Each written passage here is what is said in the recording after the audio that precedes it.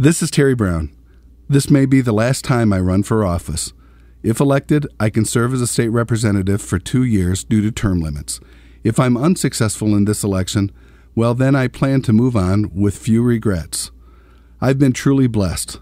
I've been the recipient of more kindness than I could ever earn. Complete strangers have reached out with words of support, often contributing to my campaign or volunteering in our efforts. Of course, during my last election, others, for pure political reasons, worked very hard in a smear campaign. And if the goal was to keep me out of office, it worked. And the onslaught is back with a vengeance this time. As important as these elections are, so are my values. The threats to undermine my integrity, in reality, does nothing to truly affect it. What I have done stands on its own. Only people's perceptions are being manipulated when lies are shared, and mostly those who have not invested the time in researching the truth are the ones who fall for the ploy. It hurts me terribly that others are paying so much to make me look bad, but I can sleep nights knowing the truth. In addition, these attacks hurt democracy.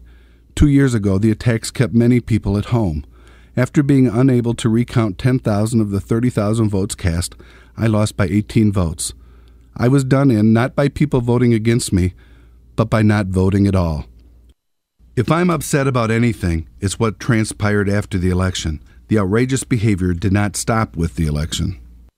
You'll remember what we went through here, but it happened all over the state.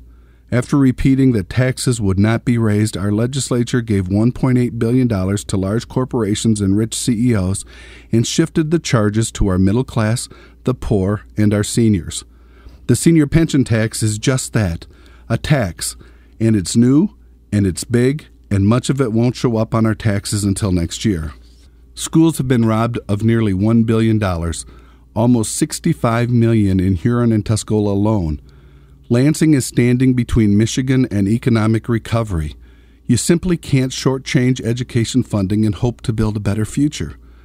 There was no job performance requirement for the giveaway, and there is no evidence today that can even point to one job being created. In fact, unemployment in Michigan is up 1.3% since April. And then there's ethics. Even our Republican Speaker of the House is facing a grand jury for election fraud. I took a pay cut to run for office. I voted to cut my pay and pension while there. I have turned down other very lucrative offers to run again. Why would I do that? Because I believe we can do better.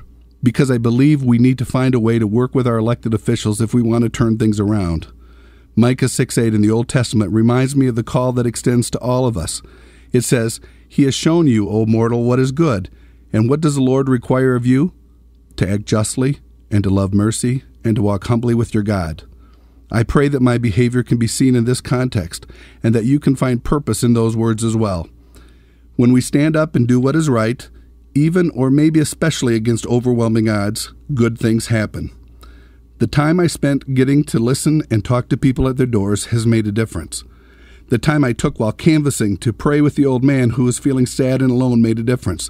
The time spent with a middle-aged lady to help her make contacts to make sure she would have the money to pay for her prescriptions after losing her ability to work due to a disability made a difference. The time I introduced my sons to a trooper living here who was severely injured apprehending a robber in Flint recently made a difference.